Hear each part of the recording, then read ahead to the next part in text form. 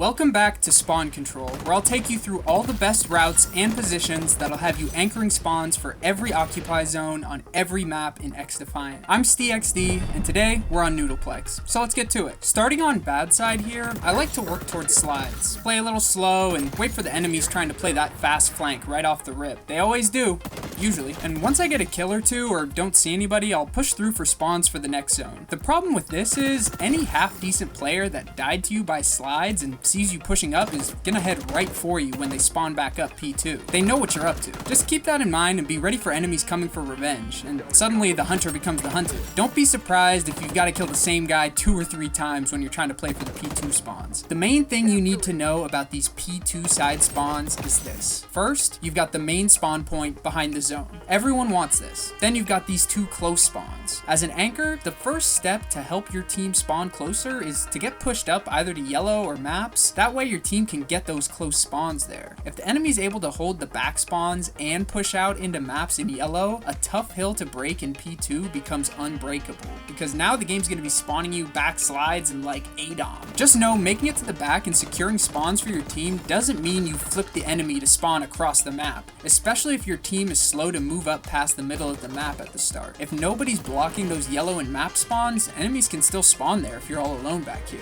There's just too much ground to cover for one person. When it comes to defending from good side, I just like holding the slide push on this side too, but maybe I just really like slides. When it comes to holding P2, I love playing this wood ramp heady.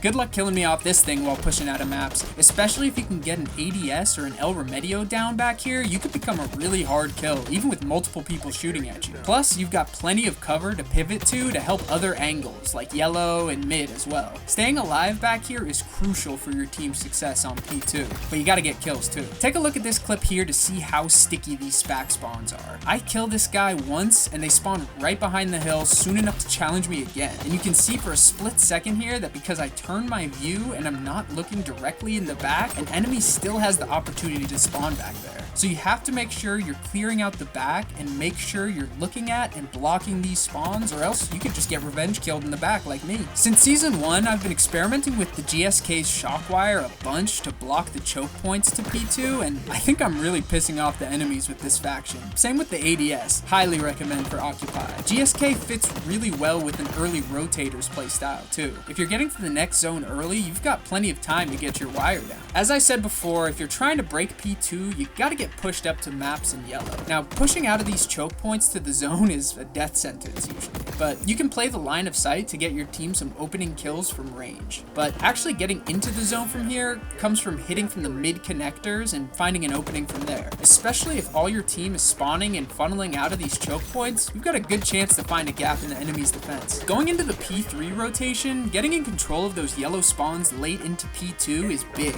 but not essential. If you find yourself spawning P2 side and want to hit a route and you have the time, I would go all the way around through the ADOM area to block the enemy spawns there and force them to spawn out by slides if your team is attacking from the other side at the same time. Typically, I'm not too worried about spawns on this zone. I just want to get active and secure either the zone or the routes leading to the zone, and there's a few good head glitches to get the job done. The enemy can flood from anywhere if they want. You can't really put yourself in a very safe spot as an anchor, so I just get in the mix. If you do want to play defensively for those spawns, whichever side of the hill your team ends up on, you just need to hold that room your team is spawning from. I think the yellow room spawns are a lot more defensible for an anchor with better cover and lines of sight to help your team, and I just feel like the ADOM room is just really mixy. I feel like it's really easy for someone pushing you in there to utilize lots of different nearby cover to close the gap on you. It can be hard to keep track of people back there. You just want to pick a side and hold it, because in the worst case scenario, the enemy gets some kills and has control of the zone, so their aggressive players push into your spawn room, forcing your team to spawn out by slides. Just trying to get across the map back to the zones from there is going to be really tough against decent players. There's just too many angles from both directions they can use to layer their defenses and cut down rotators. Rotating from P3 to P4, I like to work towards maps and play slow in there. to get my team spawning over here and making sure no enemies are trying to do the same thing. I want to establish our team's side because, like P3, if the enemy starts pushing from all angles, the game is going to spawn your team out of the building entirely.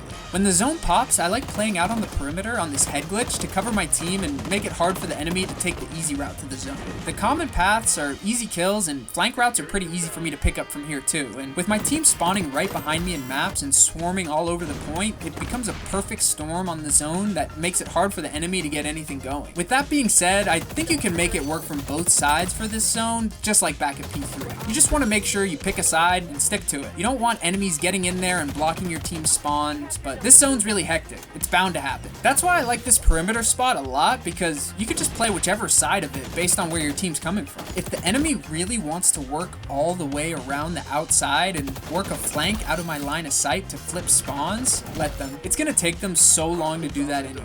When rotating for P5, I like to work mid-map to Noodle and around ADOM. Playing back here is really nice because if you want to get more active and catch other rotators, you can go up to the stairs, and if you want to catch them at the point, you've got the back exit. It's a good spot that'll anchor your team those close spawns, but you want to stop anybody from pushing up the front, which will cause the enemy to funnel through ramp instead. Staying in this spot will keep your team spawning at ADOM too, unless the enemy tries to push through it. If you're trying to break P5, that's definitely the best way to do it. Flushing the back ADOM side will flip spawns as you progress towards the point. If you're playing elbow and you hear a push happening through ADOM, you can pinch them real quick and ruin their whole play and send them spawning back across the map. If you don't even want to let those spawns have a chance of flipping, just stay around ADOM and don't let any enemies past you. There's some pretty good spots back here. Well, there you go. That's Noodle. I've liked this map since I first played it back in the open beta, but I think that has a lot to do with the impeccable visual clarity on this map. Over on COD, I was starting to think I was just getting too old for FPS games and just losing my ability to even see enemies on maps like Invasion and Ranked. Then coming over to XDefiant, and suddenly I'm not too old for FPS anymore. I can still hang. I can see! I can fight!